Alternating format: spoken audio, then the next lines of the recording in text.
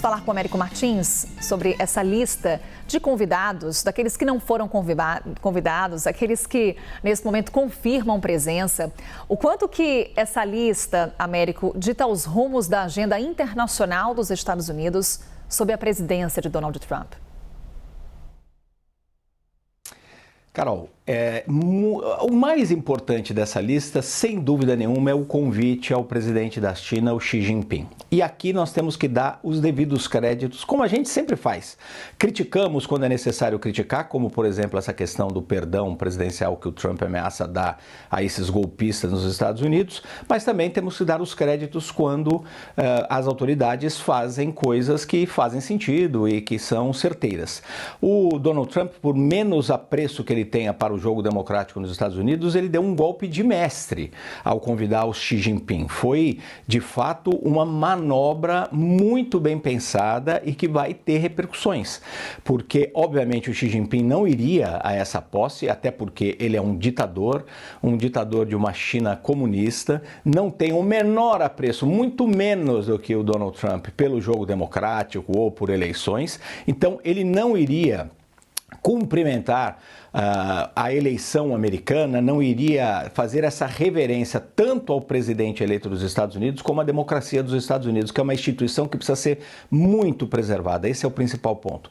Mas o Donald Trump foi muito inteligente, foi muito sagaz ao convidar o Xi Jinping, justamente porque ele sabia que o Xi Jinping não iria. Mas aqui ele está dando alguns sinais. Primeiro, esse sinal de mostrar a diferença entre a democracia americana e a ditadura chinesa. Segundo, que ele, apesar de todas as diferenças com a China, pode estar, sim, aberto ao diálogo. E ele sabe que ele vai ter que dialogar com a China em muitos momentos, apesar de todas as posições mais duras que ele pretende adotar contra o regime chinês, inclusive do ponto de vista comercial. Ele sabe que vai ter que ter esse diálogo porque estamos falando das duas maiores potências diplomáticas, militares e econômicas do mundo, Estados Unidos e China. Então, mesmo sabendo que o Xi Jinping não iria, foi muito sagaz o presidente Donald Trump a convidar o Xi Jinping. Foi um gesto diplomático que vai ser muito bem entendido por Pequim. Tanto que o Xi Jinping imediatamente disse que não iria, mas que vai mandar uma delegação respeitosa de altos dirigentes do Partido Comunista que vão acompanhar essa transição democrática nos Estados Unidos. Os outros líderes dessa lista, Carol, são pessoas que têm muito mais afinidade, estão no espectro político do presidente Trump, o Milei na Argentina, Bukele em El Salvador e a Giorgia Meloni, que desses três é a mais democrática, tem feito um governo muito centrado, inclusive, não evita radicalismos, apesar da origem do seu partido, que tem origem ali no movimento neofascista na Itália. Mas todos são grandes admiradores do Trump e esperam conseguir ali benesses dele na presidência. Precisamos ver se isso vai de fato acontecer ou não.